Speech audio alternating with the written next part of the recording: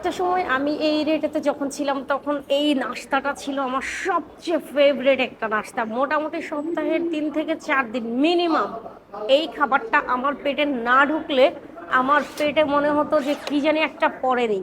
তো আজকে অনেক দিন পর এখানে আসার সুযোগ হয়েছে, ভাবলাম খাবারটা যেহেতু খাবো আপনাদের সাথে একটু শেয়ার করি। এটা হচ্ছে আহ তাওয়া চিকেন ঝাল ফ্রাই, আর এটা হচ্ছে শাহি পরোটা, আর এটা হচ্ছে আলু পরোটা।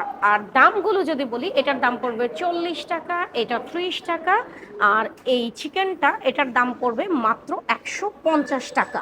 এটা হচ্ছে আলু পরোটা, বিশাল সাইজের একটা পরোটা, আর আলুতে একদম পুরো ঘিচঘিচ করা, যেটাকে আপনারা বলেন যে ফুললি লোডেড। পরোটাটা দিয়ে একটু ট্রাই করে দেখি খাবারের টেস্ট এখনো সেই রকম আছে কিনা।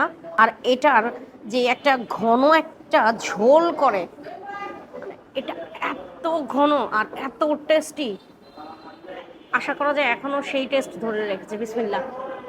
অনেকদিন পর খেতে গিয়ে আমি ভাবলাম যে টেস্ট জানি না কতটুকু ঠিক রেখেছে, টেস্ট এখনো সম্পূর্ণ সেই আগের মতোই ধরে রেখেছে। এরকম 3 থেকে 4 টুকরা মাংস পেয়ে যাবেন, হাড্ডি মাংস মিলিয়ে। আর মাংসের সফটনেস এই দেখুন ধরেছি আর খুলে যাচ্ছে, বেশ একদম পুরো মাংসের ভেতরে কিন্তু মশলায় ঠাসা ঠাসা, জাস্ট দেখেন পুরো মাংসটাই মশলায় ঠাসা ঠাসা।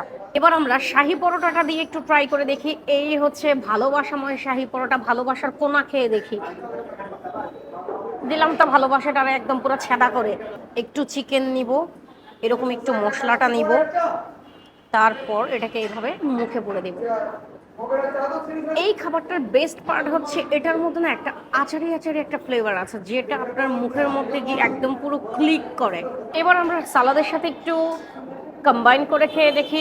এভাবে আপনারা মাংসটা নিবেন, পরোটাটা ছিঁড়ে মাংসটা নিবেন, সাথে এরকম এই ঝোলটাকে নিবেন, এই ঘন ঝোলটা। আর এই যে সালাডটা, এই সালাডটা কিন্তু সবাইকেই দেয়, ঠিক এরকম করেই দেয়, এত বেশি পরিমাণেই দেয়। এরকম করে সালাডটাকে উপরে নেবেন, এরপর এটাকে জাস্ট মুখে পুরে দিবেন।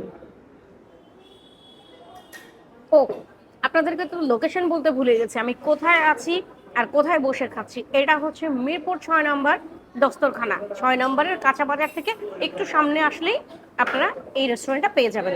যাই হোক, এখন আমি আমার খাবারটা এনজয় করি। আপনাদের সাথে দেখা হবে নতুন কোনো ভিডিওতে। সবাই ভালো থাকবেন, সুস্থ থাকবেন, আল্লাহ হাফেজ।